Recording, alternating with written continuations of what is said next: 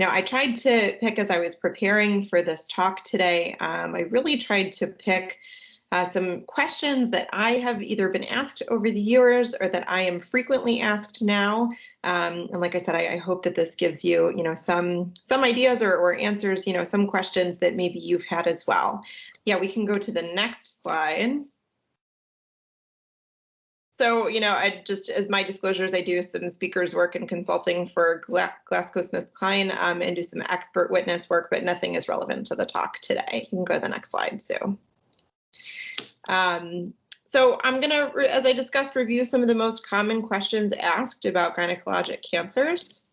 Next slide. So the first question I'm asked all the time pretty frequently is, how common are GYN cancers? Next slide. So this is, something that we see published every year. This comes out by Siegel et al. And in this paper, they go over the most common cancers that were diagnosed in the year prior. So in 2022, it's published for the prior year. So this is the most up-to-date iteration. As you can see in the two, pictorial, diagrams that are here, the first is the estimated new cases of cancer in the US by frequency, from most frequent to least frequent. And if we look over, on the female side or patients who have female anatomy, uterine cancer is the third most common cancer in women. So of all the GYN cancers, this is the only cancer that in fact makes the top 10 list here. And not including breast. So just to be specific, as a GYN oncologist, I treat everything below the waist, GYN, ovary, uterus, vulva, vagina, cervix, and so not breast cancer, although sometimes it is commonly thought of as something that we should be treating. The graph below the one on the top are the estimated deaths from specific cancers. And so two, come up from the gynecologic space here, where ovary cancer is the fifth most lethal cancer in women, and uterine cancer is the sixth. So even though ovary doesn't make the top numbers, it is one of the ones that makes estimated deaths here, and why we've really focused a lot of attention and research on new treatments, looking to different, modalities, different types of therapy after we do surgery and some of the initial treatments for ovary cancer. And that's going to be one of the questions coming up later on, are some of the new breakthroughs that we have for ovarian cancer. Next slide. This is a breakdown here of the GYN cancers, again, by numbers, just to give you an idea on a year-to-year basis, the estimated new number of cases that we're seeing by far and away, uterine cancer, corpus being what we think of as endometrial cancer, or cancers coming from the muscle tissue in the uterus. And the uterine cervix is more specifically cervix cancer. So uterine cancer, endometrial cancer is the most common, just iterated by the numbers that's here. All right. Question number 2, next slide, please, Sue. So don't I need a Pap test to detect cancer? This is a really common question that I get all the time. Because I am a trained OB/GYN, when I do see patients who come into me for a gynecologic cancer or as follow-up, whether they're in surveillance or observation, this is a common question I get asked. Next slide. As you may or may not be familiar with, cervix cancer by far and away is caused by human papillomavirus. And human papillomavirus doesn't only cause cervical cancer, it is also responsible for multiple other cancers, both in that site and also some of the oral head and neck cancers that are HPV mediated. It's also responsible for penile, vaginal cancers, vulvar cancers, and anal cancers. But really the largest link is to cervix cancer. Next slide. So HPV is detected in more than 99% of invasive cervical cancers. And as I think about when I am teaching, my students, my residents, my fellows, just how strong of an association this is. there's actually a stronger link between HPV causing cervical cancer than that between smoking and lung cancer. And I think it really takes this sort of statistic to think about that and to think about just, how big of an influence HPV is in mediating this type of cancer. There are more than 40 types of HPV. There's many kinds, but more than 40 types specifically infect the genital tract. And they're broken up to both low and high risk types. So not all types cause cancer. And certainly even of the types that do infect the genital tract, those that are low risk may not necessarily have the same potential to cause cancer as those that are high risk. Another question that I frequently get asked that I built into this question is about this being a sexually transmitted infection. And so what I try to tell patients is it's like a cold for your cervix. It's a virus, it is something that is passed from person to person. It's not historically thought of how maybe we classically think of some sexually transmitted infections like gonorrhea and chlamydia. Almost 50% of the population in the US has HPV. And so it's a really common, type of virus that we see from patient to patient. Next slide. Cervical cancer, in contrast to some of the other cancers that I manage and treat, is typically a very long, slow-growing cancer, typically. As you can see here in this diagram, on the left side, this is a picture of a normal cervix that's being infected by the HPV virus. The HPV virus then penetrates through the surface of the tissue and actually gets down to that bottommost layer of cells that's labeled the basal cell layer. So this is the cell layer that's really important. It actually is sort of like the mothership of the cell layers. It's where all of the cells that are on top of that originated from.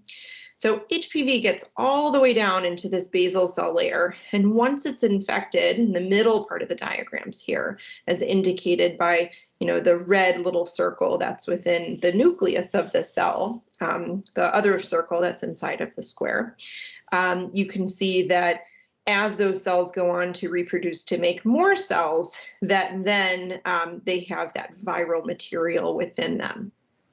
Going on to the third box, from the left-hand side, now the cells have undergone what we call dysplasia or abnormalities of the cells.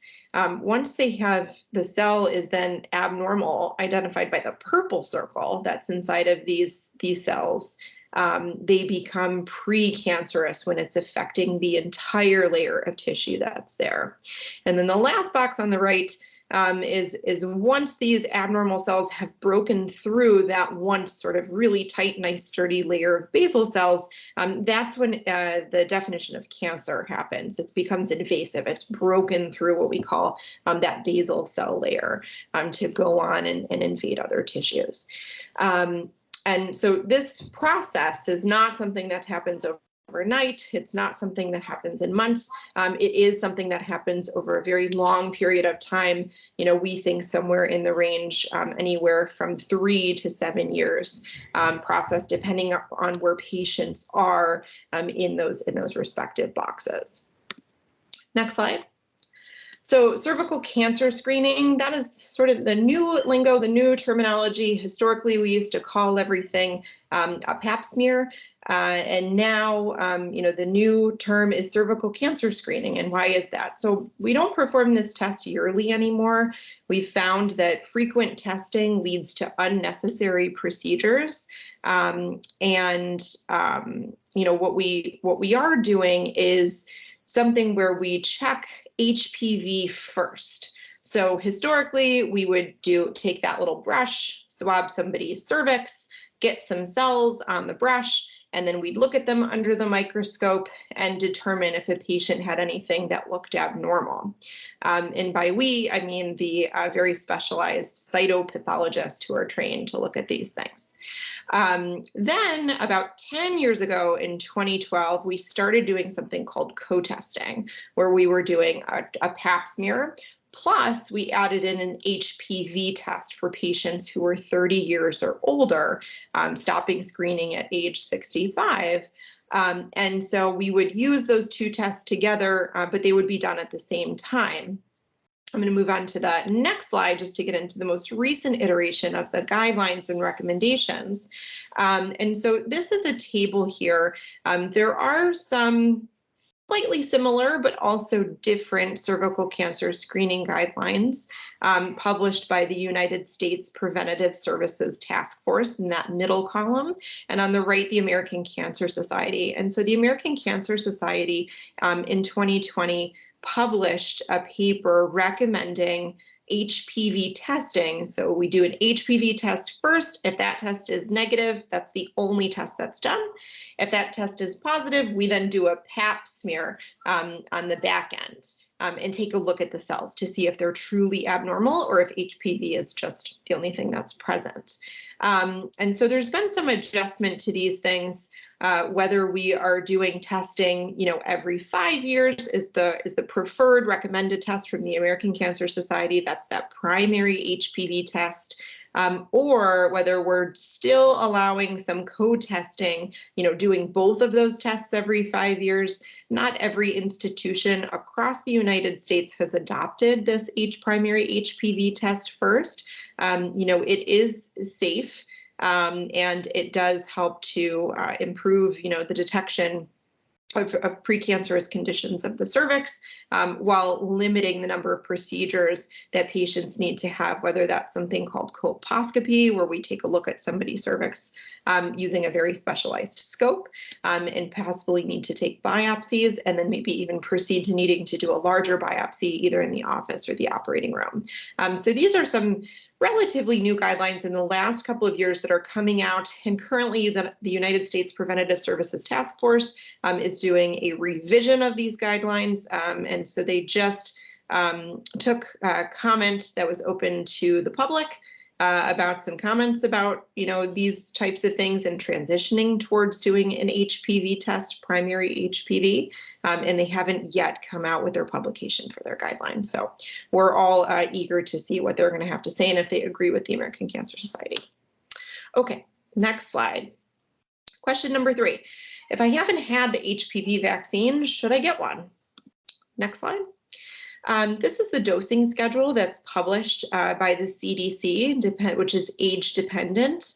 So routine vaccination we recommend for kids that are aged 11 to 12 years old. It can be started at 9 years of age. We do know that the earlier people are, the more impressionable their immune system is. And so the earlier, the better in terms of receiving vaccines. Many children receive lots of their childhood vaccines, certainly by age 11 and 12 with the earliest ones, even some of them starting at birth, but usually within the first, 2 months, they're starting to receive many vaccines. And then catch-up vaccination for HPV specifically happens between the ages of 13 to 26 if they haven't already been vaccinated. With new in the last 5 years, shared decision-making for patients who are older than 27 years who have not previously been vaccinated. Next slide. So this is the dosing schedule. Children that are aged 9 to 14 years old get 2 doses of the HPV vaccine, next slide. Patients who are over the age of 15 are recommended to get 3 doses. Next slide. And so this is just another graph here of the different levels or age-based recommendations for vaccination. The newest recommendations being that box of between age 27 and 45.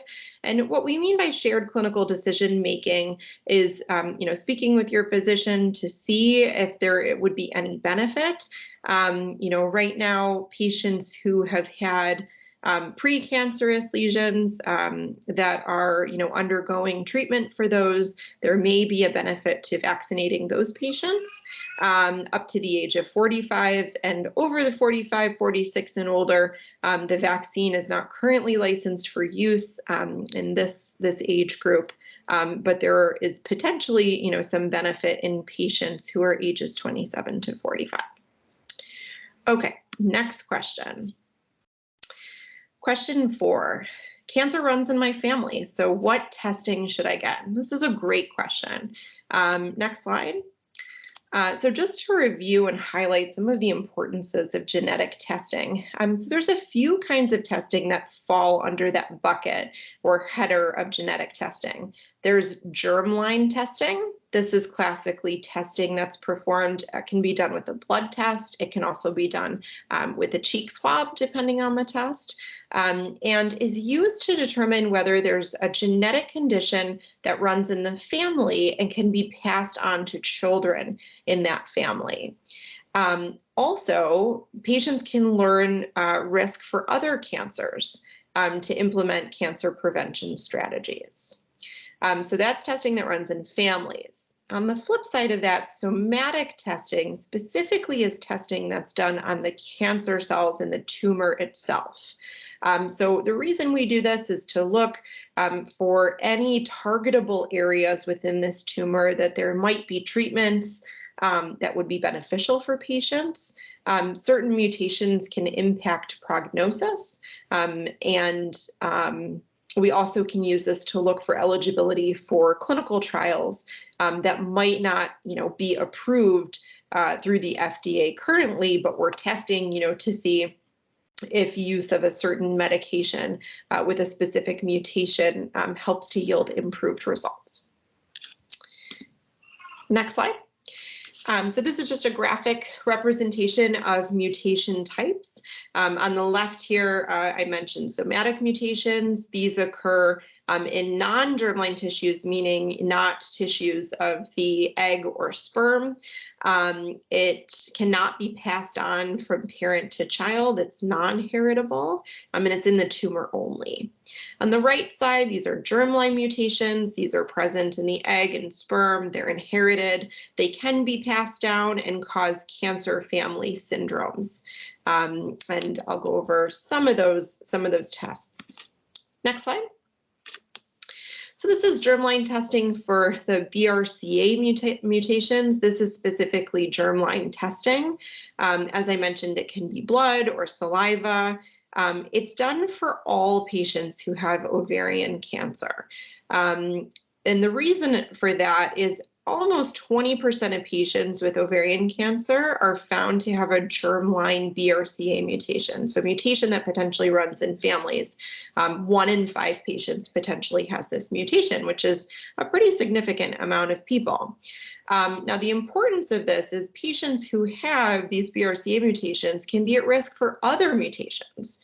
Other cancers. So if they come to us and we diagnose an ovary cancer, it's important to know that information so that we could potentially employ some risk-reducing strategies for things like breast cancer or pancreas cancer.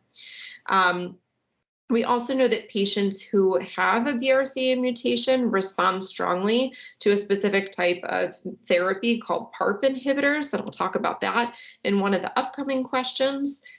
We also know that this pattern of inheritance in BRCA mutations is a 50% rate of pass down from parent to child. So it's passed down in what we call a dominant fashion, and is important for, the term is cascade testing, or testing down the line of family members to find out who might be affected. And if we find out that they're affected prior to them developing a cancer, can potentially look for some risk reducing strategies for those individuals.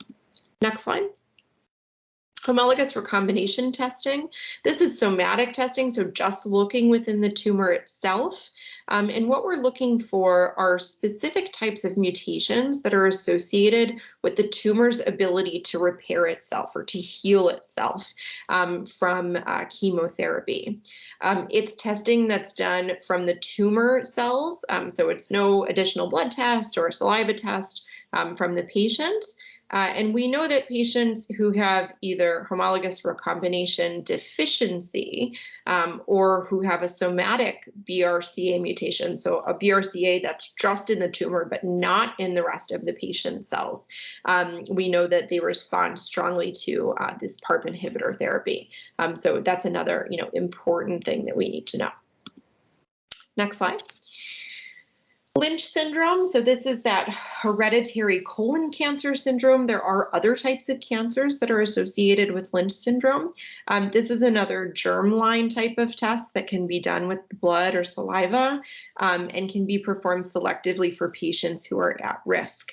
After determining that a patient meets certain criteria and has a strong family history of cancer, then we may decide to order this test or to do this test.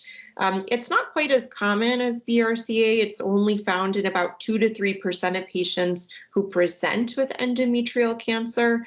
Colon cancer is by far and away the most common cancer that we see with Lynch syndrome, at about 60% risk of colon cancer, but endometrial cancer is about a risk of 40%. Okay, next slide. And then just to round off this question, the somatic type of testing that gets done for patients who meet the criteria with endometrial cancer is something called mismatch repair testing. So this specifically looks for mutations in 4 genes that are done on the tumor tissue itself. And we know that this type of mismatch repair deficiency is present in 20 to 40% of endometrial cancers and can be associated with Lynch syndrome. So sometimes if we see this defect present in tumor tissue, we know to test the patient to see if they also carry a germline Lynch syndrome. Patients who have this deficiency may respond better to treatments and immune therapies specifically. There are immune therapies that are approved for patients who are mismatch repair deficient, pembrolizumab or Keytruda being one of the medications. And then, as I just mentioned, it could warrant additional testing for Lynch syndrome in that patient. Okay, next question, next slide. So question 5, I would like to expand my family and I'm not ready for a hysterectomy. Are there options? Next slide. So this is something we call fertility sparing therapy. There are options for young patients who are looking to expand their family, who maybe don't have a complete family yet, or who haven't started having their family, who desire to do so. It is dependent on several patient and factors regarding the cancer. So there are fertility sparing options for patients who have cervical cancer, uterine cancer, ovarian cancer, but often these patients have to meet quite a few criteria. The patients need to be early stage, not have any evidence of metastasis or disease that's traveled outside the organ where the cancer developed. And we need to be able to monitor patients either after they've undergone this sparing therapy or surgery or during the treatment and intervention. And so this is something that is best discussed with the GYN oncologist to determine if a patient would really meet those criteria or characteristics to be sure that the treatment was safe and also effective and didn't put the patient at risk for the disease spreading elsewhere. Next slide. My doctor offered me laparoscopic or robotic surgery. Is it safe? So minimally invasive surgery in gynecologic cancers in the last 20 years has really taken off. The robotic platform and the Da Vinci platform was approved in, I believe it was 2005, 2006 for use in gynecologic cancers. And has been around and developed into new, more recent platforms and iterations. But is it safe? And the answer to that really is dependent on the kind of cancer that's being treated. There is data for endometrial cancer, a specific study called the LAP2 study that aimed to answer this question and did not find that it was something that was detrimental to patients, that it was safe for patients who have endometrial cancer cancer and has really become a mainstay of how we treat endometrial cancer surgically.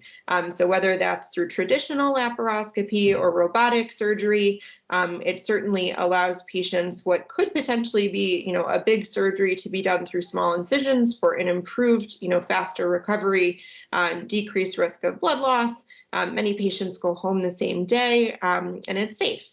So that has been our preferred strategy for management of uterine endometrial cancer.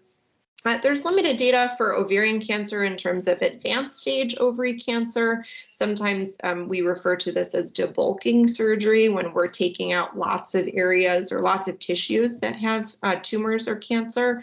It's not quite as robust of a study that was done, but certainly in early stage ovarian cancers, and even in advanced stage ovarian cancers that may not have lots of disease in other places throughout the abdomen, that this is something that's being explored currently, and something offered by several colleagues that I work with for patients. Cervical cancer is where this is slightly more nuanced.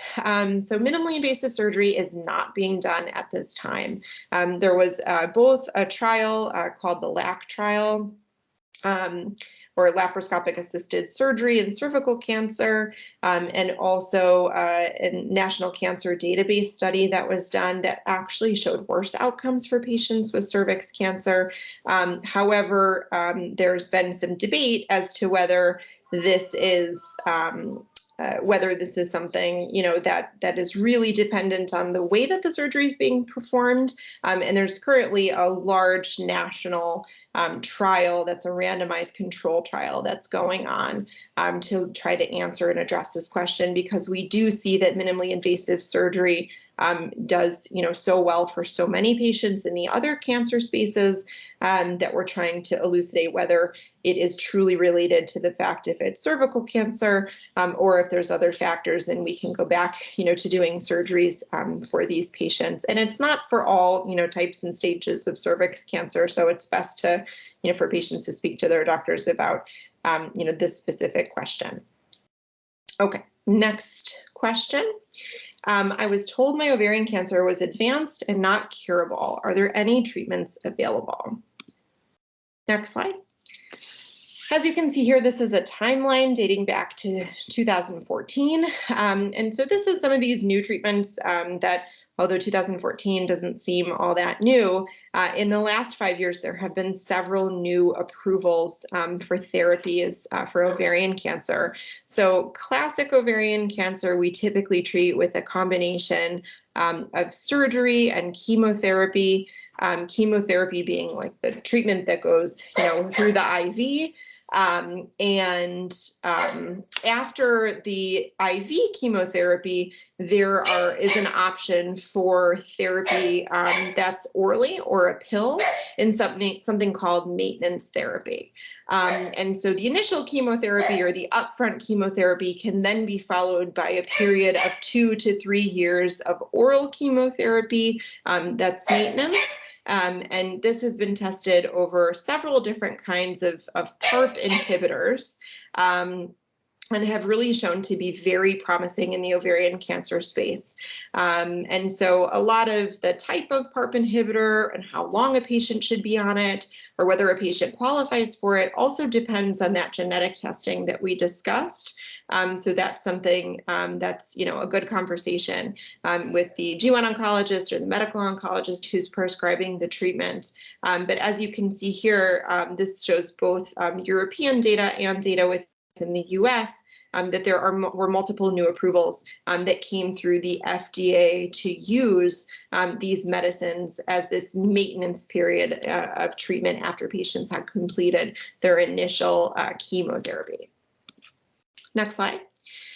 This is just a sampling of all of the New England Journal articles that were published. I believe the time frame all these were published was like a year to two. It was 2018. I think the last one was published in late 2019 or in early 2020. That PARP inhibitors just really took off for ovarian cancer and have shown a lot of promise. Some initial data that came out looking at one of the PARP inhibitors showed a 70% reduction in the risk of recurrence for ovarian cancer, and we just haven't seen numbers like that in a really long time. So we've all been really excited about this therapy. Again, making sure that the right person gets on the therapy and that they would qualify for it. But they really do seem to show quite a bit of promise. So it's something that we're all very excited about.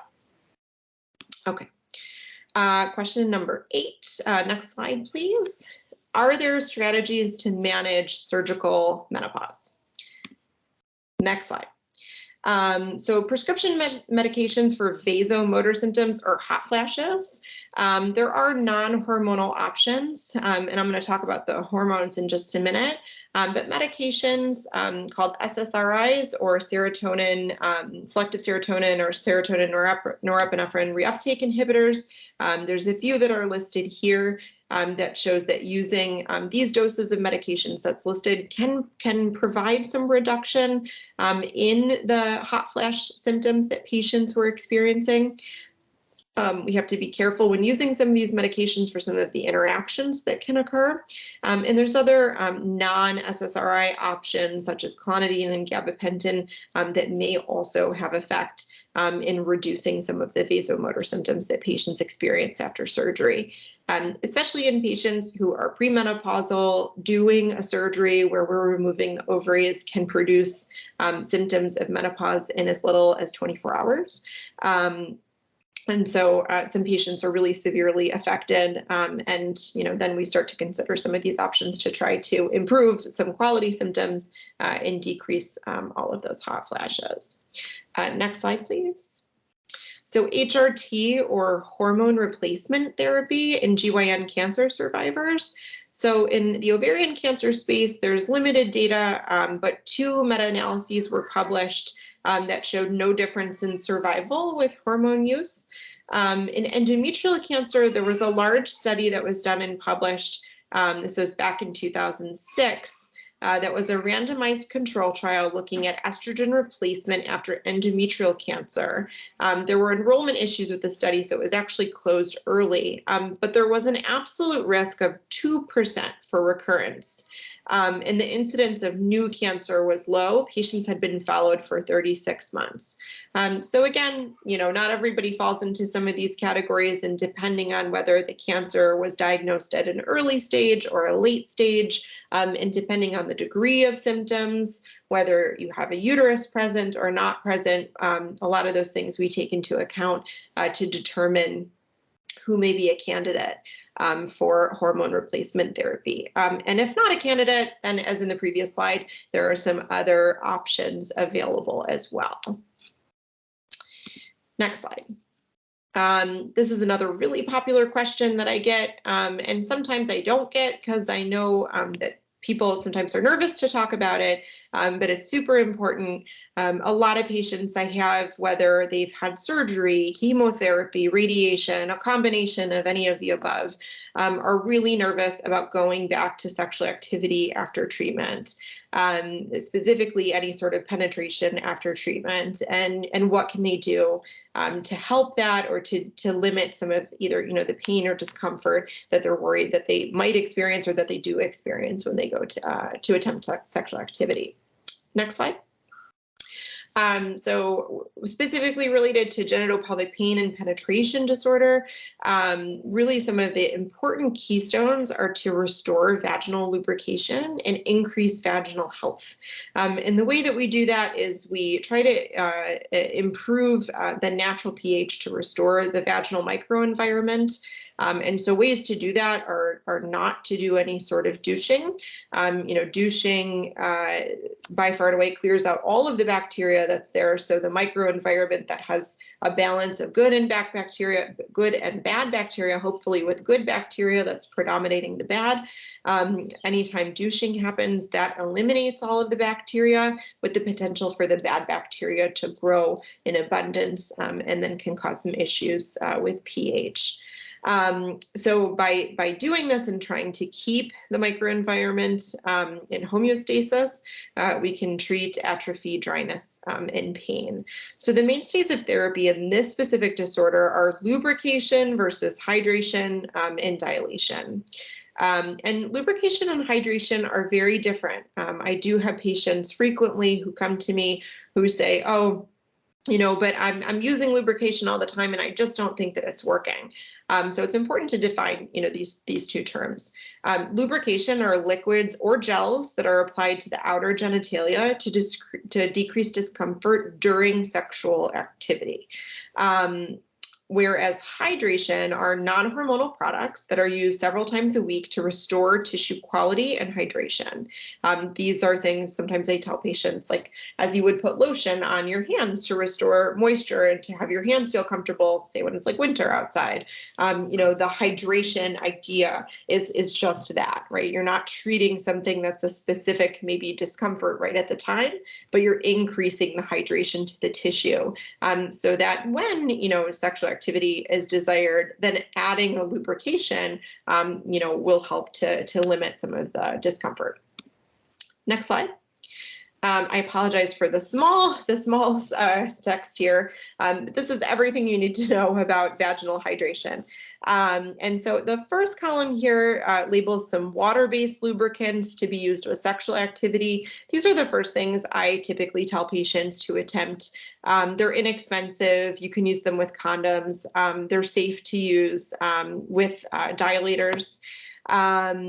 They definitely, on the cons, they do dry out more easily, so patients might need to reapply. Over time, they can feel really sticky or tacky.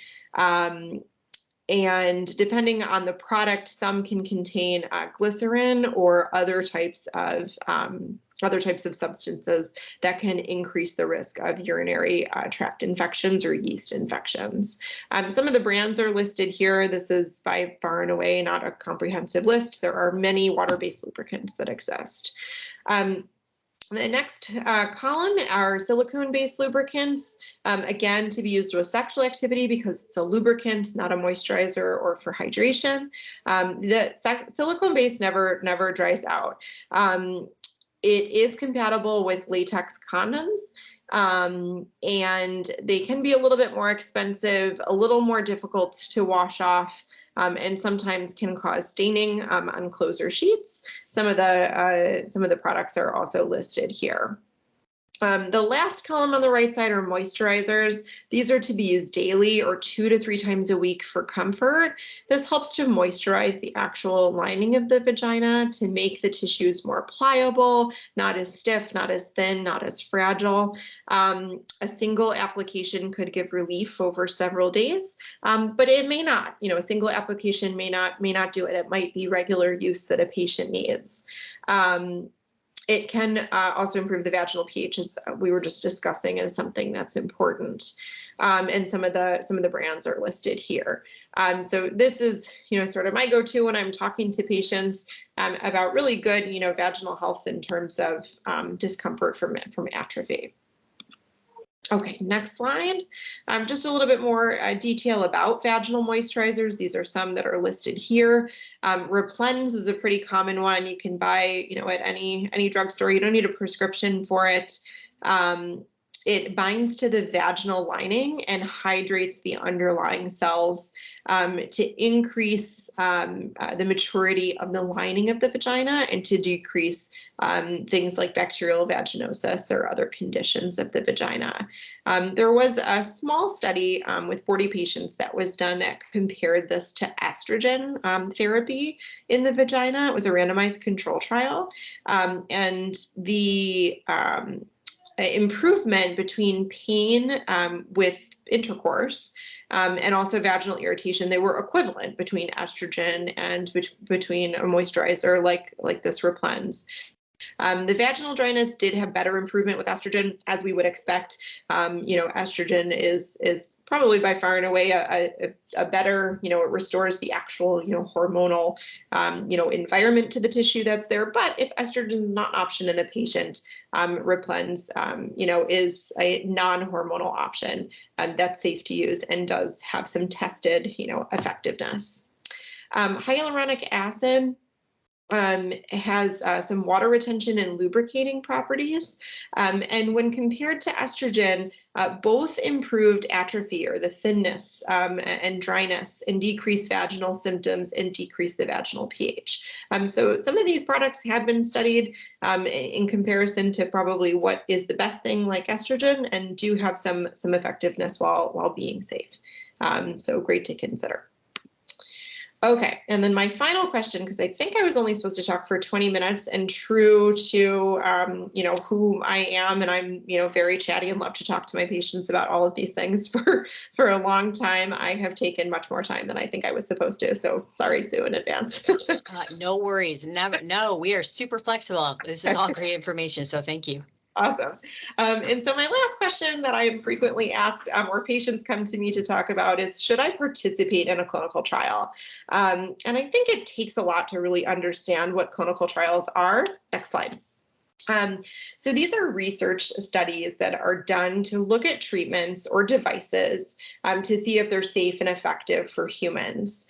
It can show which approaches work best for illnesses or certain groups of people, and it really gives us data to drive decisions for us to make for what treatments patients should be on, or what is most effective. The purpose of trials are that they are research studies, and so studies are very strict in terms of their scientific standards. They protect patients, and we try to produce reliable study results.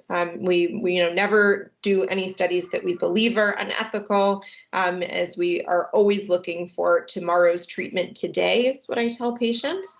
And we want to make sure that we have results from these trials that are, reproducible, that, even in a study population, that if that medicine gets approved, that we see those same effects in our patients that were seen in the study. Okay, next slide. Types of trials. So there are two kinds of trials: interventional trials or observational trials. Interventional trials are what they sound like. We are adding an intervention or testing an intervention.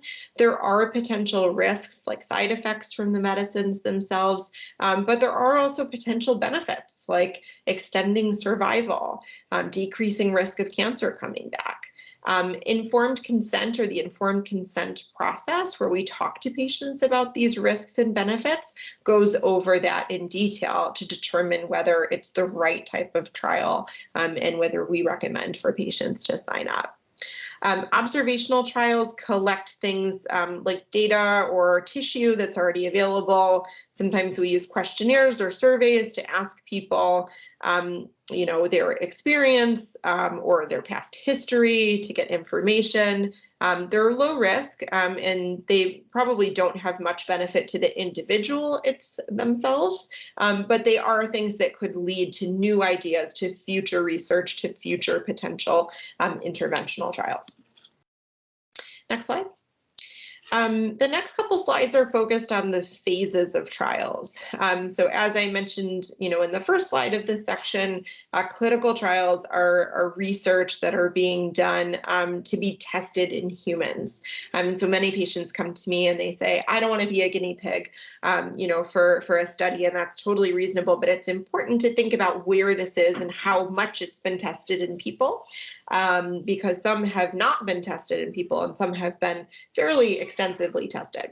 So phase 1 trials are the earliest of the trials. They are tested in humans for the first time, and the goal of these trials is to determine the dose that is tolerable.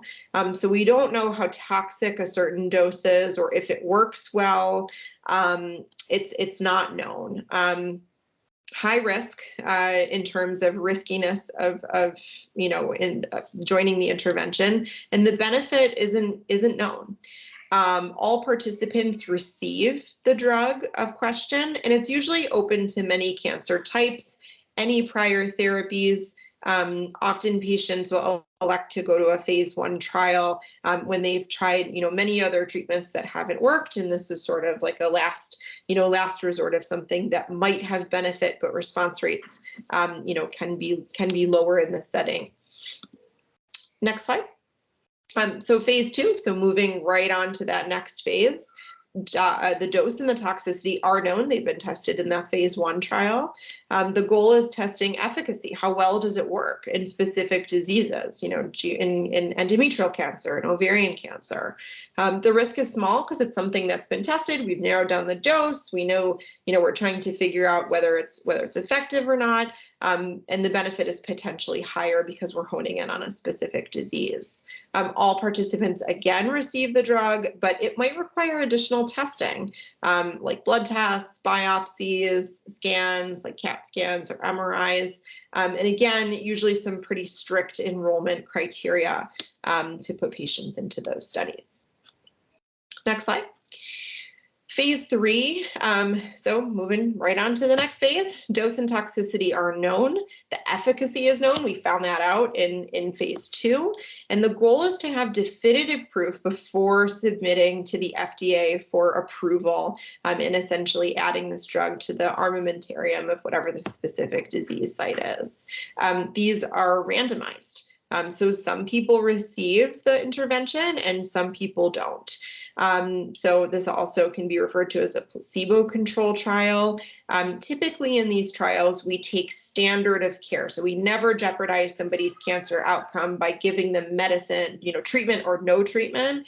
It's typically standard of care therapy. And then one of the arms that patients are randomized to might have the additional drug of question included, and the other arm may just be placebo in addition to standard of care.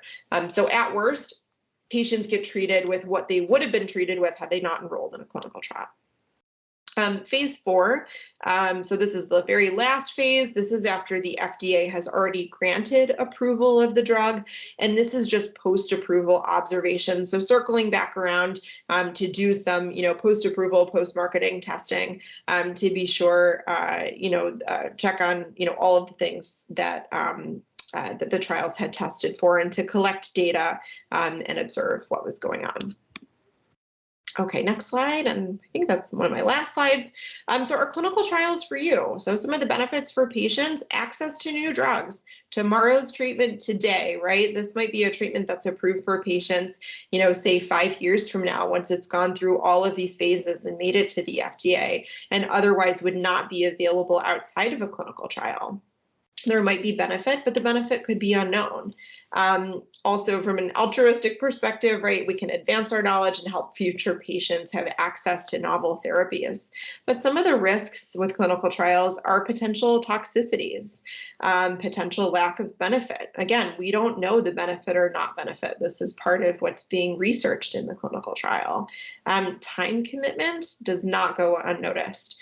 These can be timely studies. Patients might be getting additional scans that they weren't going to get if they weren't on a trial, that aren't a part of the standard of care monitoring for patients who are undergoing treatment. So there's a lot of things to think about, and different centers and different institutions often have similar large studies that are open, but there can also be, sort of a smattering of different trials depending on which disease sites or which diseases are more common at different institutions. And so clinicaltrials.gov is the website, that is regulated. It does list all of the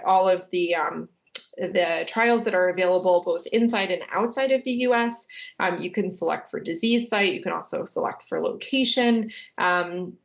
And there's a few other advanced search criteria that can be placed so patients can, see what's available to them, maybe not just at their home institution, but at other institutions if they're interested in traveling or exploring those options. And that's it. And my last slide, if you want to advance to it, is just a thank you slide. I'd like to thank you all for your time and attention here. And again, I think I went over by quite a bit, but these are some questions and things that I really enjoy talking about. So thank you so much.